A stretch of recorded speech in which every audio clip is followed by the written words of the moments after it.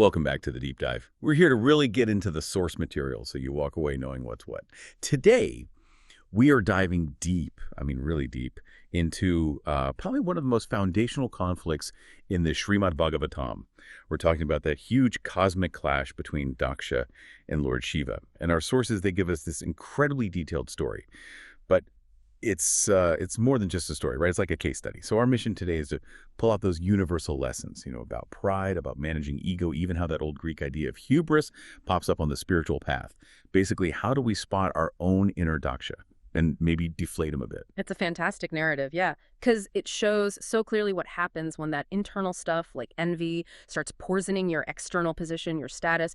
Daksha, he was a big deal, a progenitor of humanity, huge authority, but he let his own, let's say, insecurities dictate how he handled spiritual etiquette. And that led to, well, total disaster, publicly and personally. And the trigger for all this chaos, it was something almost laughably small, wasn't it? A perceived snub at a big event. Daksha walks into this huge assembly, expects the whole room to stand up for him. Standard practice for someone of his rank, he thought. Right. But Lord Shiva, he stays seated, meditating, and Daksha just loses it.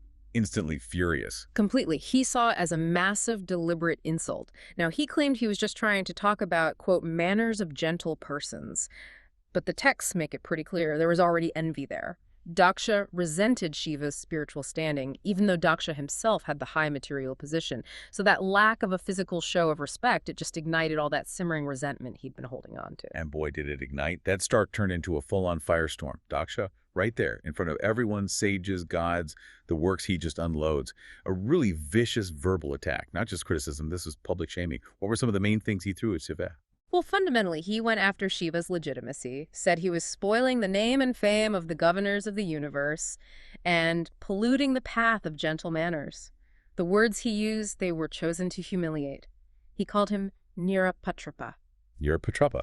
Okay, that sounds significant. What's the weight behind that word in Daksha's attack? It roughly translates to shameless, but it's loaded. He was basically saying Shiva was so beyond the pale, so outside civilized norms, that he didn't even know how to act properly, a total rogue.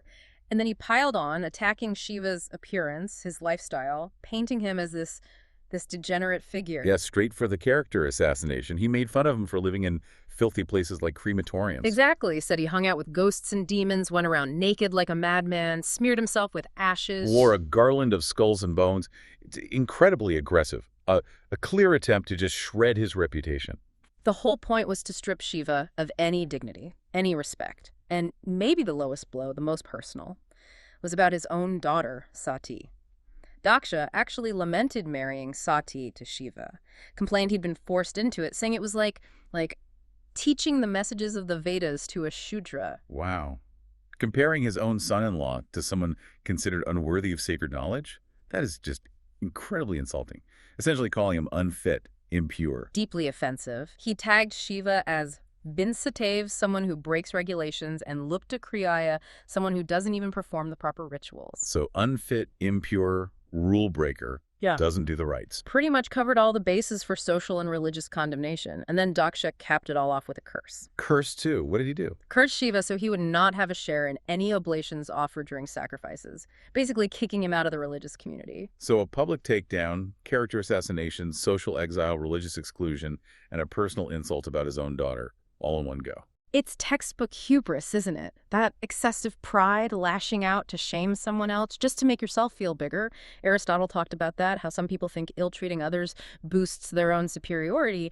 But, and this is crucial, this is where the story takes that amazing turn. The sources show us how all those hateful words Daksha threw out, they can be flipped, seen as praise. Ah, right. The big pivot, the aha moment you mentioned. So these incredibly harsh insults, they aren't the whole story. How do we get from public shaming to, well, spiritual truth? It comes down to understanding that judging a divine figure by purely material standards, by social etiquette, the texts call that an inferior calculation. It misses the whole point. So let's revisit those insults, but put on our spiritual glasses, so to speak. Okay, lead the way. Let's break them down. First, Yashagna. Daksha meant Shiva's spoiled fame, ruined reputations. Right. But the deeper meaning. Shiva's own spiritual fame is so immense, so absolute, that it naturally kills all other fame. It makes worldly reputation seem totally insignificant by comparison. Okay, I like that. Turning a negative into an ultimate positive. What about Nirapatra, the shameless label? Well, if Shiva is Nirapatra, meaning he doesn't need external coverings or feel material shame, the higher interpretation is that he is the maintainer of persons who have no other shelter. He gives refuge to the lowest beings, the Buddhas, the ghosts, the ones society casts out. Why? Because he's Yutuan. Chuto, meaning Quickly satisfied, easily pleased, he's completely impartial, he doesn't judge by appearances, he accepts everyone. so his shamelessness is actually his compassion for the forgotten. Mm-hmm. Okay. And the third one, that he was too proud or stubborn to stand up. That's seen not as arrogance, but as unmoving eternal steadiness. Think of it like gravity. Shiva is as grave as time eternal. His spiritual position is fixed, absolute. It's far beyond temporary social rules, which were Daksha's whole focus. You could even say the curse was a blessing in disguise. It freed Shiva from having to participate in these rituals alongside people like Daksha, people deeply caught up in materialism. That is quite a reversal. It really highlights how envy can totally misinterpret spiritual greatness. But we know the story doesn't just end with a philosophical debate. Daksha's hubris. Mm-hmm. It leads directly to nemesis, right? Retribution. Absolutely. This story is a masterclass in cause and effect, action and consequence. So Sati, Shiva's wife, Daksha's daughter, she hears about this horrifying public attack on her husband, and she's utterly crushed, devastated. She realizes in that moment that having a body that came from this father, this man who insulted the divine, that itself was a sin. And her reaction was just final. Immediate and terrifyingly decisive. It was. She sat down right then and there, invoked her own inner mystic power, her yogic fire. And she burned her own body to ashes, refusing to go back to Shiva in a form linked to her father's wickedness. That level of loyalty, of spiritual conviction, it's staggering. An act of incredible spiritual weight. Now, when Shiva gets the news about Sati's self-immolation, his calm, meditative state, it just shatters. This is pure cosmic rage unleashed. He rips out a lock of his matted hair, smashes it on the ground. And from that explosive anger comes Virabhadra and Mahakali, embodiments of his wrath, basically tasked with destruction. Tell us about that. What happened next? Chaos. Virabhadra, essentially Shiva's fury made manifest, marches straight to Daksha's big sacrifice ceremony. He doesn't just stop it, he dismantles it, violently. He starts mutilating the gods and sages who were there, the ones who just stood by while Daksha ranted, pulled out the eyes of Bhaga, broke the teeth of Pushan. It was brutal. Real Old Testament style justice almost. Eye for an eye, tooth for a tooth. You could say that. And Daksha himself, he gets the ultimate payback. Virabhadra finds him, drags him out, and beheads him violently, then throws the head into the sacrificial fire. The retribution was total, public, and just as humiliating as the offense Daksha had given Shiva. Wow. Complete circle. But the story doesn't end there either, does it? Eventually things calm down, Shiva relents, brings people back, even Daksha. Yes. Eventually, at the urging of Brahma and Vishnu, Shiva shows his mercy. He restores the sacrifice, heals the injured deities, and even brings Daksha back to life. But not quite as he was before, right? There's a catch. There is. And it's symbolically crucial. Daksha gets his life back, but not his original head. He's giving the head of a goat. A goat's head. Why a goat? The sources explain it represents his intense attachment to material life, to externals, specifically his overwhelming focus on, well, sensory pleasure, bodily identification.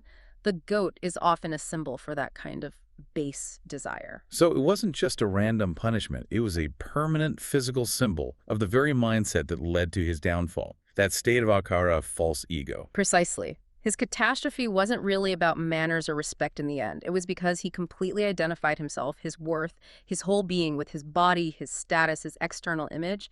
That goat head becomes this kind of philosophical marker, connecting this ancient drama directly to your experience, to our experience. Right, because akara, that false ego, I am this body, this stuff is mine, that's something universal. It's the core issue. And this is where the texts bring in that other powerful story, the Puranjana allegory. Exactly. The Puranja story is put right there in the narrative to drive this point home, to show us the trap of mistaking the vehicle for the driver, which was Daksha's core mistake. It's like a map of how consciousness gets tangled up down here. Okay, let's unpack that allegory for everyone listening. We have King Puranjana, a city with 9 gates and a queen. How do these map onto our own lives? So, King Puranjana, he represents the soul. Pure consciousness, the real self. Okay. The city that the king enters looking for happiness, that's the physical body. It's described with skin walls made of three elements, mucus, bile, air, and importantly, it has those 9 The gates. 9 gates: eyes, ears, nostrils, mouth, anus, genitals, the senses and openings to the world. Exactly, the ways we interact with the material world. And the queen living in the city, that's the mind. And the mind is driven by desire.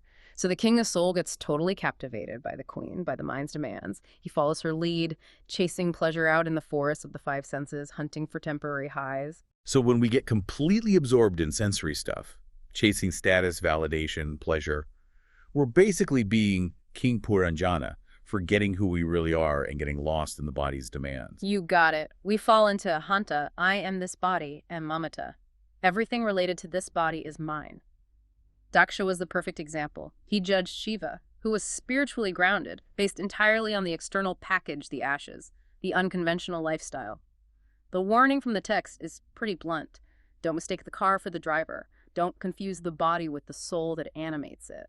That makes the connection incredibly clear. It shifts this from just an old story to a description of a fundamental human struggle. So, okay, we understand the danger of pride now. How do we actually apply this? How do we avoid being Daksha in our own lives, especially when we face criticism or conflict? Well, we can look at Shiva's initial response as a kind of ideal. Remember, despite being insulted and cursed, his first reaction wasn't immediate violence. He felt bad, yes, but he recognized that staying there would just lead to more insults flying back and forth. Nandishvara, his follower, did start cursing Daksha's side. Right, things were escalating. Exactly. So Shiva just silently got up and left. To stop the cycle of offense, that shows incredible tolerance, even before the later, much fiercer retribution happened through Virapatra. That's immense self-control. But for us, dealing with, everyday criticism, maybe office politics, online comments, what does that level of spiritual etiquette look like? Fundamentally, it means ditching that I'm superior, they're inferior mindset that completely consumed Daksha. The core teaching is profound humility. There's a famous verse, Ta napi sunashena. Meaning? Be humbler than a blade of grass, more tolerant than a tree. Be ready to offer all respect to others without expecting any for yourself. Humbler than grass, tolerant like a tree. That's a high bar. How does that translate practically, say, when someone's really coming at you?